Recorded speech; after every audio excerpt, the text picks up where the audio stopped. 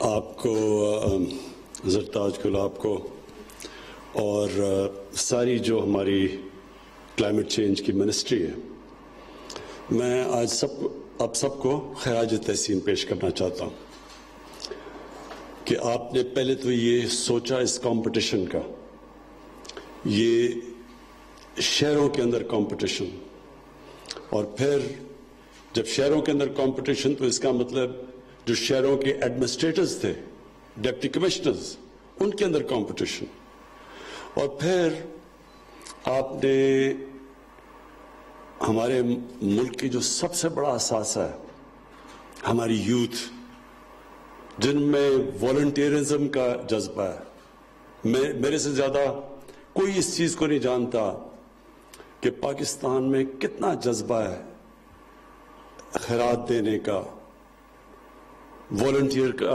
اپنا ٹائم دینے کا، کام کرنے کا ملک کے لیے۔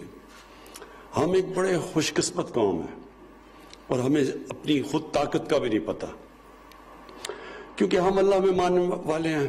زیادہ تر لوگ گناہگار بھی ہوتے ہیں لیکن ان کو اپنی آخرت کی فکر ہوتی ہے، وہ اللہ کو خوش کرنا بھی چاہتے ہیں، اور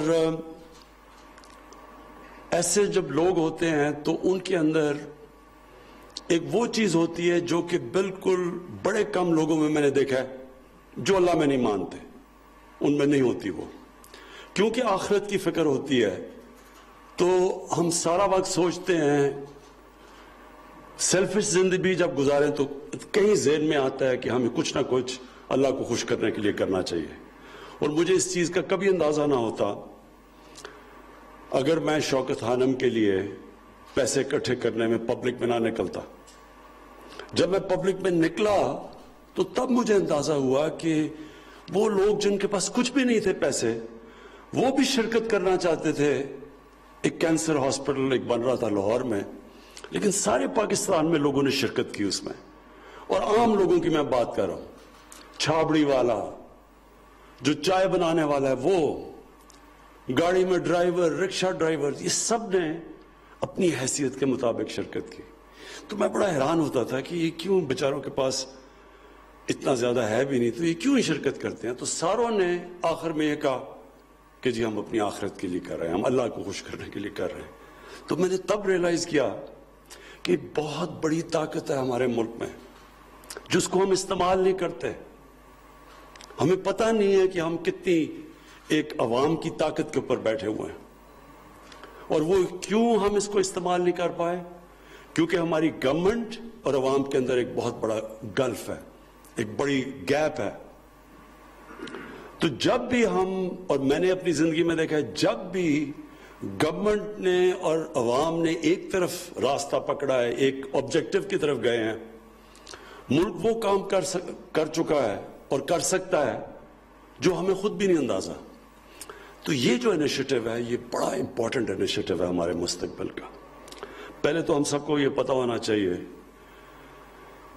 کہ ہماری نبی صلی اللہ علیہ وسلم کی یہ حدیث ہے کہ آدھا ایمان صفائی ہے آپ کی۔ میں جب کتاب پڑھ رہا تھا، کتابیں میں نے پڑھی کہ جب کروسیڈرز، جب پہلی دفعہ ان کا ٹاکرا ہوا مسلمانوں سے آج سے 1000 سال پہلے، تو ان کے میں اکاؤنٹس پڑھ رہا تھا۔ تو وہ جو مسلمان تھے تب کے، وہ جب ان کو دیکھتے تھے، وہ جو یورپینز جب یہ جو کروسیڈ کرنے آئے تھے یورپ سے، تو وہ کہتے تھے کس طرح کے جنگلی لوگ ہیں، کہتے تھے نہاتے نہیں ہیں، یہ صاف لوگ نہیں ہیں۔ اور وہ دوسری طرف کہتے تھے کہ یہ پہلی دفعہ انہوں نے حمام دیکھے جدھر لوگ نہاتے تھے، صفائی تھی۔ تو بڑا کانٹراسٹ تھا دو سیویلائزیشنز کے بیچ میں، کہ صفائی تھی، صاف ستھرے لوگ تھے، اور ان کے مقابلے میں وہ جنگلی ان کو کہتے تھے۔ لیکن بدقسمتی سے آج اگر آپ یورپ میں جائیں، اور تو چھوڑیں سوئٹزرلینڈ میں جائیں، جرمنی میں جائیں، تو آپ حیران ہو جائیں گے کہ انہوں نے کس طرح اپنے ملکوں کو صاف ستھرا رکھا ہوا ہے۔ اور ہم، اللہ نے ہمیں وہ ملک دیا ہے، میں بار بار اپنے لوگوں کو کہتا ہوں، کیونکہ ہمارے زیادہ تر لوگ جو حکمران رہے ہیں ان کو پتہ نہیں ہے پاکستان کا، کسی نے پاکستان ایسے نہیں دیکھا جو میں نے دیکھا. کوئی پاکستان کا حصہ نہیں ہے جس میں میں نہیں گیا. سارا بلوچستان سے لے کے کونوں میں، سارا سندھ، اندرون سندھ، گاؤں، پنجاب، ناردرن ایریاز، قبائلی علاقہ، یہ سب میں پھرا ہوں. میں آپ کو یقین دلاتا ہوں کہ شاید ہی اللہ نے کسی ملک میں اتنی نعمتیں اپنی بخشی ہیں جو پاکستان کو اس نے بخشی ہیں. ہم نے ان نعمتوں کی قدر نہیں کی اب تک. میں نے اپنی آنکھوں کے سامنے پاکستان کے جنگلات تباہ ہوتے دیکھے. ہم نے اپنی زندگی میں دیکھا ہے کہ جو پشاور تھا اس کو کہتے تھے سٹی آف گارڈنز. پشاور کے اندر ہم نے تباہی دیکھی آہستہ، ان پلانڈ سیٹلمنٹ، درخت اڑتے دیکھے ہیں. لاہور، میں تو لاہور میں بڑا ہوا ہوں. لاہور کے اندر یعنی ایسی صاف شہر تھا لاہور. ہم تو جدھر زمان پاک میں رہتے تھے وہ تو ایسے تھا کوئی دیہات تھی.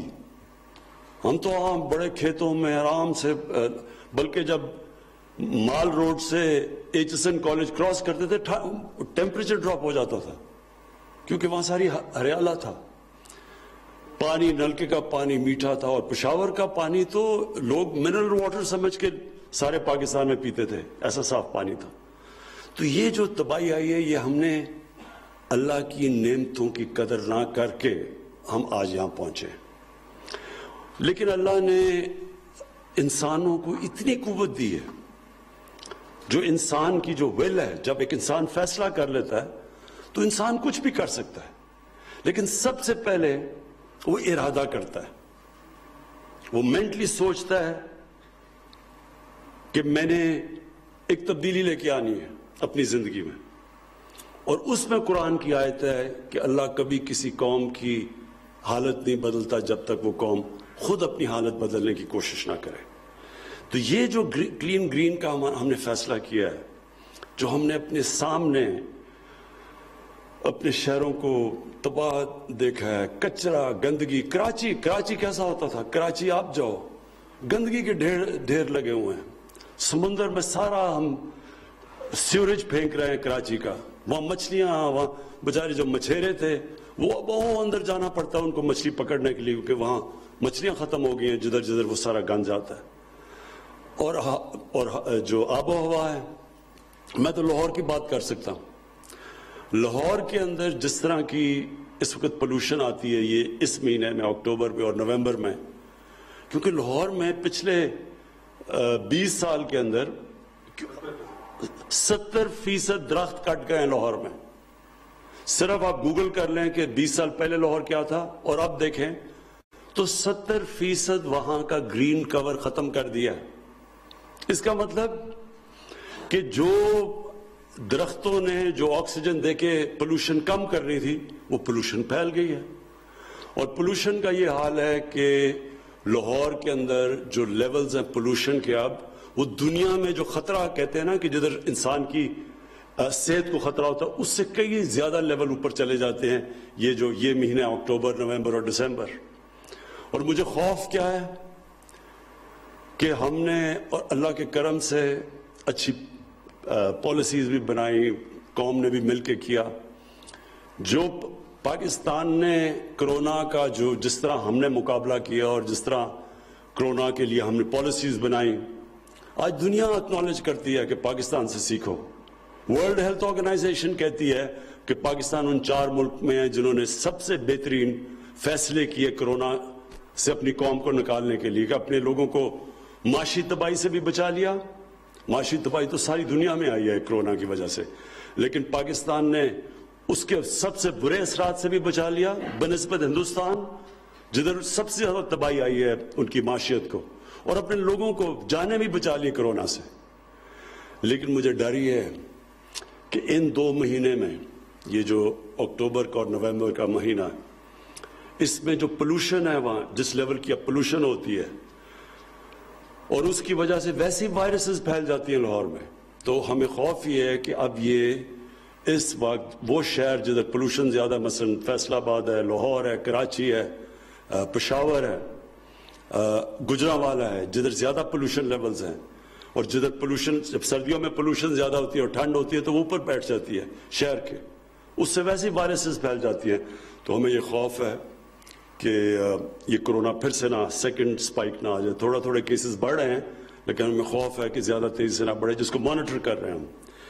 کہنے کا میرا مطلب یہ ہے کہ یہ ہے ٹائم، قوم موبلائز ہو. جس طرح یہ جو والنٹیئرز ابھی آپ نے دیکھے، میں آپ کو خاص خراج تحسین پیش کرتا ہوں اور اپنے ڈپٹی کمشنرز کو بھی، کہ یہ ہے ٹائم کہ قوم اور گورنمنٹ مل کے اپنے بچوں کی، اپنے آنے والی نسلوں کی، ان کے مستقبل کو بچائے.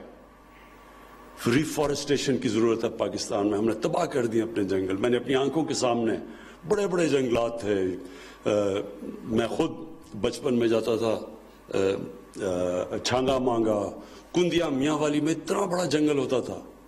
ہم نے اپنی آنکھوں میں یہ سارے ناردرن ایریاز میں جب شروع میں یہ جب ابھی کارکورم ہائی وے بھی نہیں بنی تھی، جب میں گلگت ادھر ان علاقوں میں گیا، جس طرح ہم نے اپنے جنگلات کی تباہی کی ہے، اس کا آخر میں نقصان اٹھانا پڑتا ہے ہماری آنے والی نسلوں کو.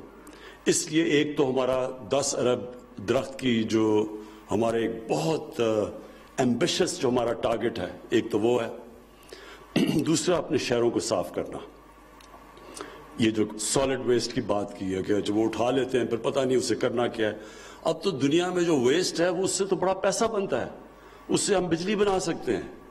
تو اس کے اوپر بھی اب ہم لگے ہوئے ہیں. ہم نے کانٹریکٹس دیکھ رہے ہیں باہر سے کمپنیز کہ ہم کیسے سالڈ ویسٹ سے بجائے ہمارے شہروں میں لوڈ سیٹنگ ہو، اسی ویسٹ سے اس کو بھی ہم استعمال کر لیں، شہروں کے اندر بجلی بھی بنا لیں، اور وہ بجائے ہمارے لیے بوجھ بنا، مشکل بنے، اس کو ہم پروڈکٹیو کر دیں. تو اس کے اوپر بھی اب پوری کوششیں ہو رہی ہے ہماری کہ سالڈ ویسٹ سے بجلی بنائیں.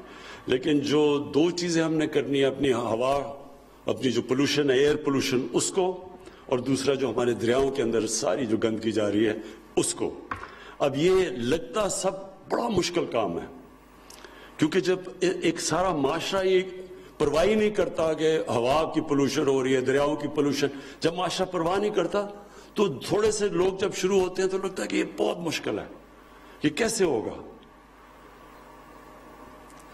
پہلے مائنڈ سیٹ چینج ہوتا ہے، پہلے لوگوں کی سوچ چینج ہوتی ہے. یہ ہمیشہ یاد رکھیں، تبدیلی پہلے ذہنوں میں آتی ہے، پھر زمین پہ آتی ہے.